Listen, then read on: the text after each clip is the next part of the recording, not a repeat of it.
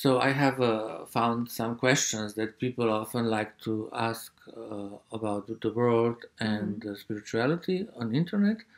And I will just read it for you, and if you can give some short answers, that would be interesting. So first question, why is there poverty and suffering in the world? Control. It would be silly to think that it is any other reason. You have plenty of food, plenty of land, plenty of water, plenty of sun. So why would some people have food and some people not? Control. Thanks. Let's go to second question. What is the relationship between science and religion?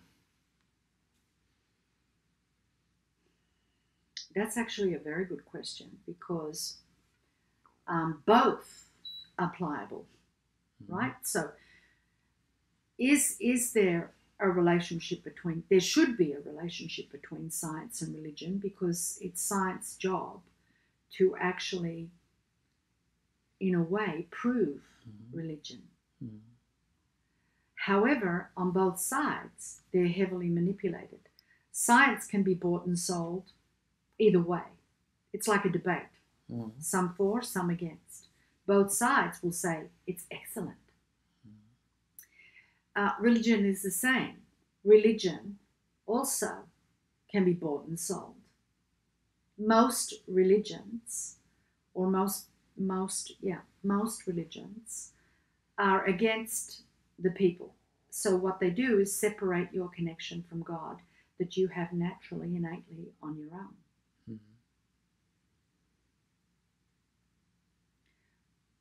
So do they have a connection? Yeah, they do. Do they use that connection in a positive way? No, they don't. Well, one could say that science proved that Jesus Christ walked the earth, right? Through the cloth, the shroud of Christ. Yeah. So science has been able to create a 3D image or sculpture of Christ, what he looked like, his wounds, everything. So they can prove this person actually existed. So that's a good thing. Science can prove that water can be programmed. So what has that got to do with religion? Not much, but it's got a lot to do with spirituality. And religion is supposed to represent spirituality. Exactly. But religion is going to fall. It's already falling. Spirituality will rise up. Right? So it really is that science proves spirit, not religion. Religion is man-made, once again, so is science. Okay, shall I go to the next one? Yeah. You already spoke about this just today, but maybe you can repeat the third question. Why are so many people depressed? Well, they're depressed because they're disconnected from themselves. They're connected to this wireless situation. You know, you have to, if you look at the biofield of the human body, it needs to connect with nature and other human beings because they feed off each other. So you are constantly receiving telepathic messages and through all your senses from each other by your auric field or your biofield. You're also connecting with the tree with that field. You're connecting with the earth with that field. So when you connect with the electrical current of your phone, your computer, your TV, your car, and all of these things, you are disconnecting from the magnetic field of Earth. Right. So, and you're also disconnecting. That's becoming the primary connection that you have rather than with each other. Like most couples, they go out for dinner and they spend most of the time on the phone, separate from each other. They may talk a little bit about what's on their phone, but, you know. True. So, and it's the same with friends. Oh, look at this photo. Someone just sent me this. They're not interested in actually being together. So that disconnects your biofield from each other, which then creates depression. Because you're not connected. You don't feel connected. You feel lonely. You feel insecure. You feel different. Why do you think these children say, I don't know who I am? Mm-hmm. I feel different. Nobody understands me. Nobody gets me. I feel that I don't belong. Well, yes, because nothing's actually anchoring them apart from a bit of electricity and an archon or two, a few entities, etc., filling their mind with rubbish. So, yeah, they're not connected to the electromagnetic biosphere of their body to the earth. You know, children would play after school with each other in the street, yeah, pushing each other, jumping rope, throwing balls, you know, all of this sort of thing. As we said, now they have to make an appointment to do that. It's a controlled hour. And they're not allowed to play on the street after school in case bad people pick them up, which is another issue that you have. But children have to organise a play date a month ahead. So in order to have your friend come and have dinner with you a month from today, you have to create an appointment. This is for a child. Yeah. It is ridiculous. So you are no longer free. You're all trapped inside the bad man, the fear. Exactly, and that's the next question. What are we also afraid of? Well, you're all afraid of being hurt in some way. But those fears are promoted with, you're afraid you're not good enough. You don't, why? Because you don't have the fancy car, the fancy home, the fancy clothes, the labels and all of this thing that everybody else has. So there are so many artificial influences that their only thing that they do in the day is create content for people to look at them. That's their whole day.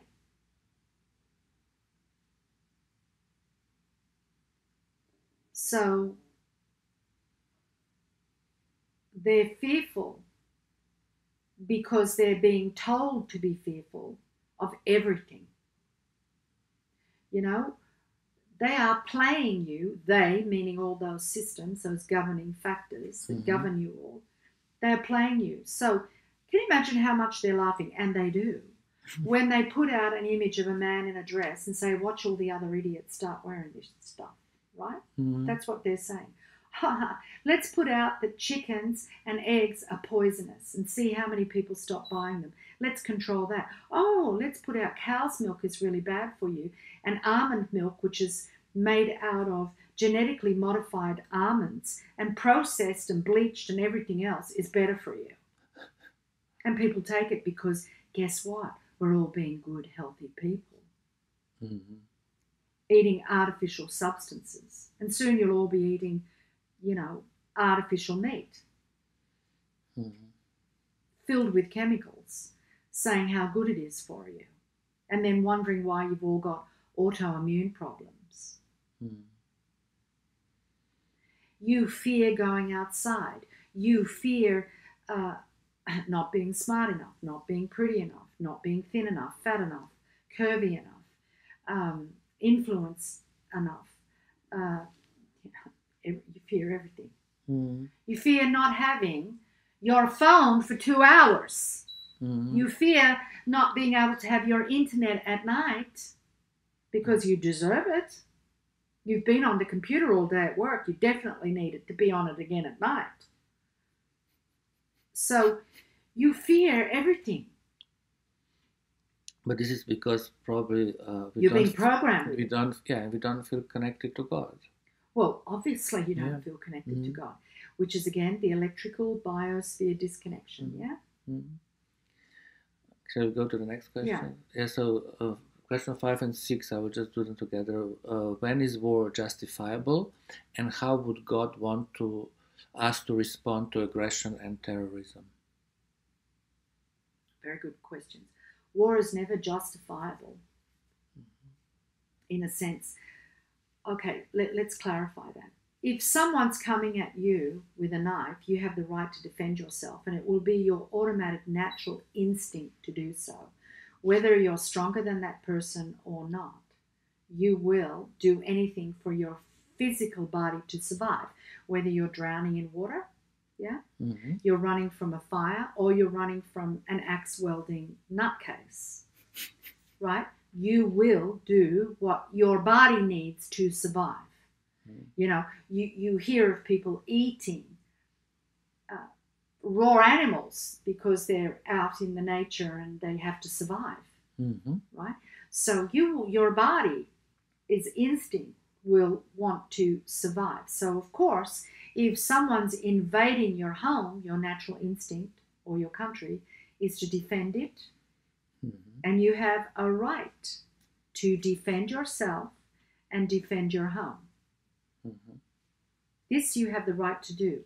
You don't have the right to go outside of your home and attack someone else. So this means for war, right? So if you're in your country and other people are in their country, what right do you have to go into their country and attack it? You don't have a right to do that. Doesn't matter what color you put on it, whether it's because they threatened you with what? What did they threaten you with? What did they do to you? You have no right to do it unless someone crosses your border. Yeah? Then you have a right to defend yourself. But only that. You shouldn't go and seek to then destroy that country's infrastructure and everything else.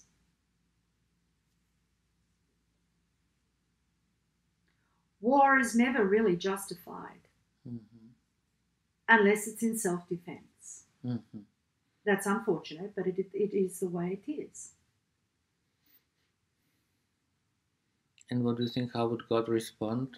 How would God want us to respond to aggression and terrorism?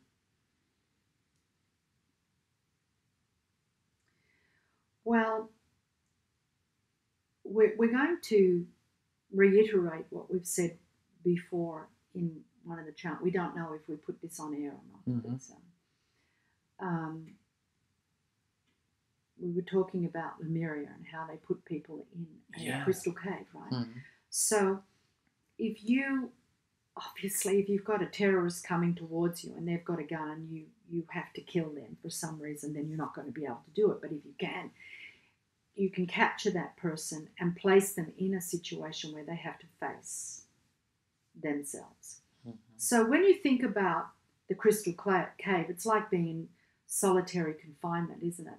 When you're in solitary confinement on your own, you have to, and you've got no distractions. So there's no TV, there's no phone, there's no one to speak to.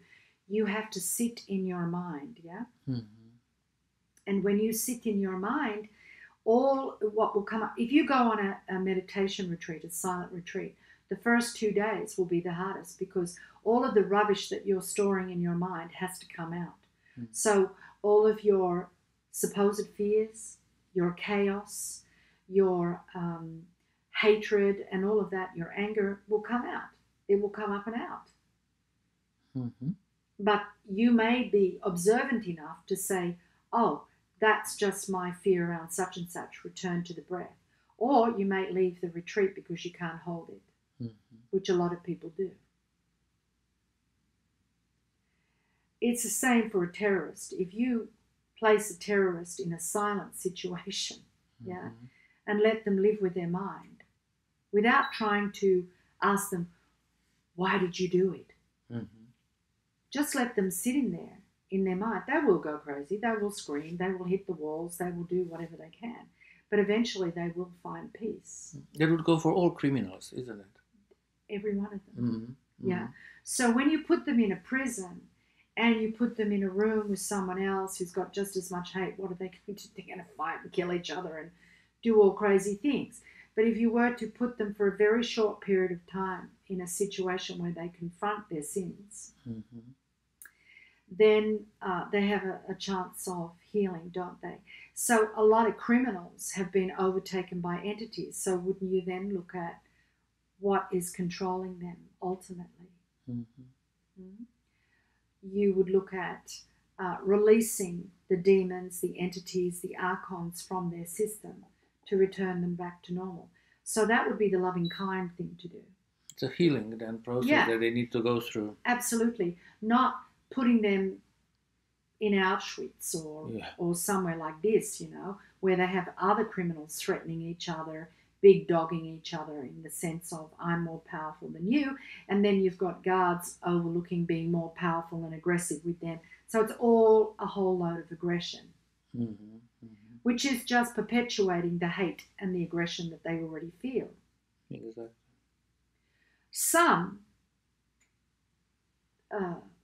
Most individuals would benefit greatly from the healing, right? But you would have to look at, why did they grow up like that? What's in their background? And what's it really all about? Because, you've got a lot of prisons, they're full, they have a big majority of people who got caught for smoking drugs or taking drugs. Well, that's silly to put them in prison. Or even for selling them small time. It's silly. You'd want to rehabilitate these people, not put them in a prison with hardened criminals. So it's the humane thing would be to heal them. However, you would have a percentage of people that they would never be able to be fully healed because of the damage done over lifetimes. So you would have to put them in an area where they are safe and the world is safe from them. So really separate them. Yeah, really separate them from society. But that would be the humane thing to do. What you have at the moment is you put them away, you make them worse, and then you release them on the community again. Exactly. To do even more worse things because they're even more angry with the system. And they're even more perverse because of what happened to them within the system. Yeah, they learned actually new skills that are criminal nature. They learn. So you would want to put them, and of course there would be those that would say, well, if that person raped and murdered someone, why should they go into a healing environment that's all very nice for them? There would be people that would say that. But what we would say is that in any situation, you want to do your best. So your best for that person will be to try to rehabilitate them first.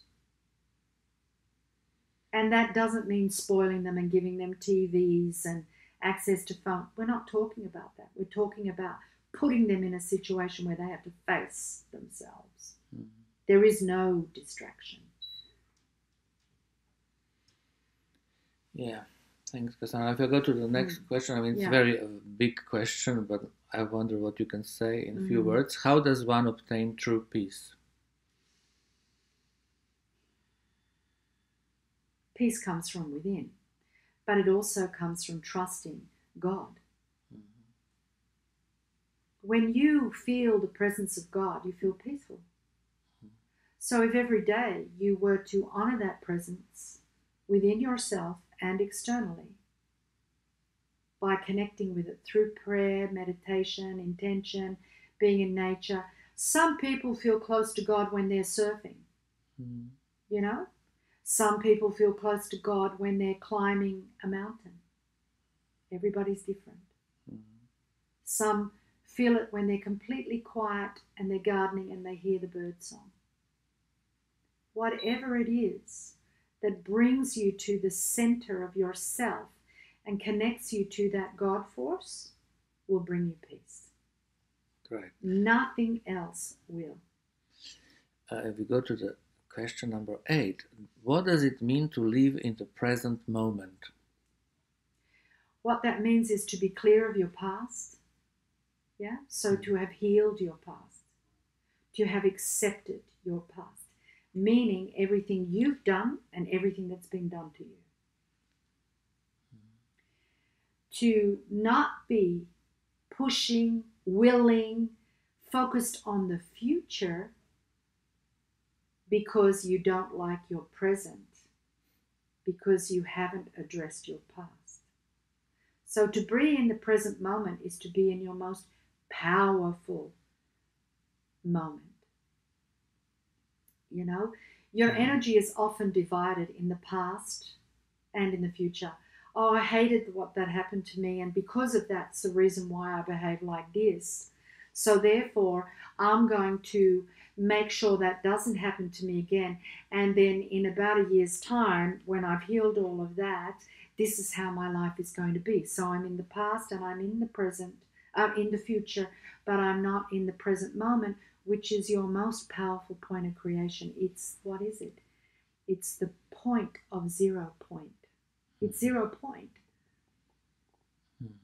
So it's very powerful. And you are trained from the moment that you're born to be in the future. When your parents say to you, wait for your father to come home.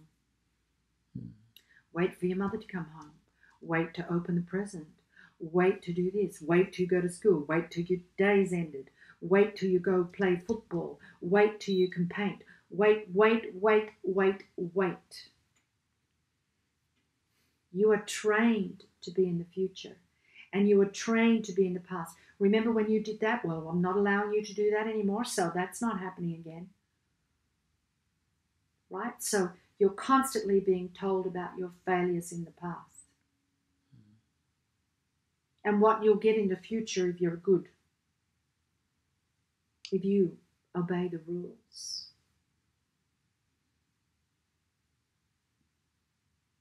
So being in the present moment means I'm at peace with my past. I am in full possibility of my future. So anything's possible. But I'm really peaceful here in this present moment, because what I think at the moment, today, creates my tomorrow. What I'm holding today in my words, in my thoughts, in my actions, my deeds, my feelings, is my tomorrow. I'm imprinting tomorrow by how I feel right now. Not so easy to do, because most of you want to know the prediction of the future.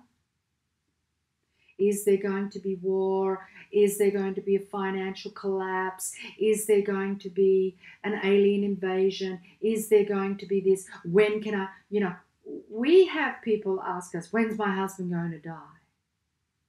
Because I can't stand him, but I'm not going to leave him. I want to inherit everything, so when's he going to die?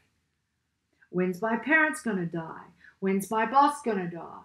When is this going to happen? When is that going to happen? Because they're banking their life on starting at some hideous time in the future. So I'm not going to live right now. Right now I'm going to be miserable. I'm going to blame it all on this person not dying, or this not happening, or maybe the threat of that happening, so therefore I can't be at peace right now. So what is the one thing that you really need to, what did we say a little moment back? We said, you are symbiotic to the earth. What you feel, the earth feels. The earth is in war because you're internally in war. You're in war with your past and your future. You're not in the present moment.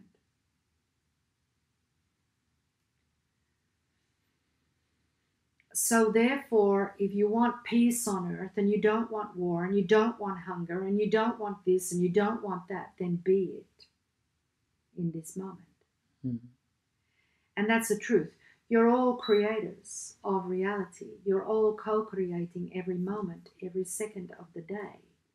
And yet you're being told that something else controls you and allows you to create what it wants you to create. We get a lot of people that say to us, when is it going to be my turn? Mm-hmm. When is this going to happen for me? Why is it not happening?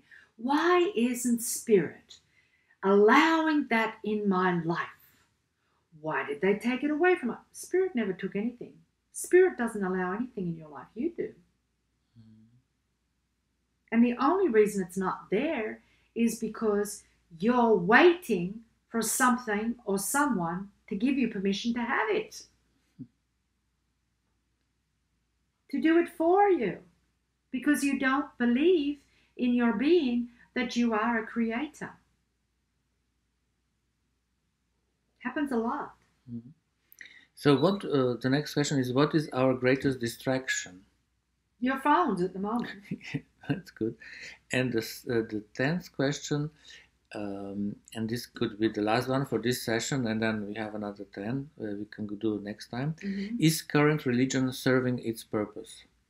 Not at all.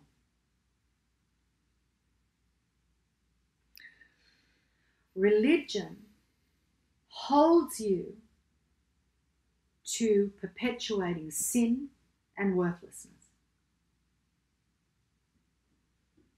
And this is for all religions, right, in the world. It's all the same. All religions, yeah, tell you that that religion is the best, right? It's the most honest one. Yet they all talk of God, right? Which is kind of interesting. Yeah. And at the core of them, they should be all the same. Not all are, but they should be all the same. So there are universal laws, let's say, that they all come under, should come under, but they don't. They've warped them, manipulated them, controlled them. What's made the most money on the planet? Religion. Why? Because it tells you that you are a sinner, that you're bad, that you're unworthy, that you're guilty. And on the other hand, it tells you that you are more important than other religions because you've got the goss, you've got the truth. Your religion's closer to God. You are the one true God, etc. It's really quite silly. The only thing religion serves is to separate. Yeah, and you said that, isn't it? The religions are coming to their end. They're coming to an end, yeah. They're coming to an end because people are going to start communicating directly to that God force. And so this is going to replace it, self-empowerment and connection to God by everyone. Yeah, and when you have that, you don't need police, you don't need a legal system either. You don't need armies because you won't have war. Exactly. So what does that mean? Control's gone. Why do you have army and police and legal systems? To control you all. To tell you to live by the rules. But the rules actually kill you. And they're killing you. Take this injection. Oh, but if it kills you, if it maims you, if it makes you sick, why did you take it?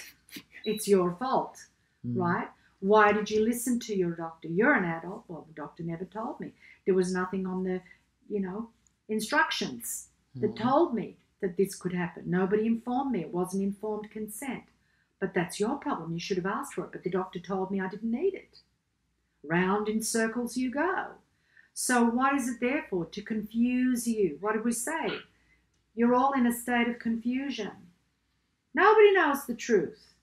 The only way to know the truth is to go directly to God. And the only way to do that is to go directly inside yourself. Which means letting go of the phone, letting go of all those outside things and connecting with yourself in whichever way pleases you.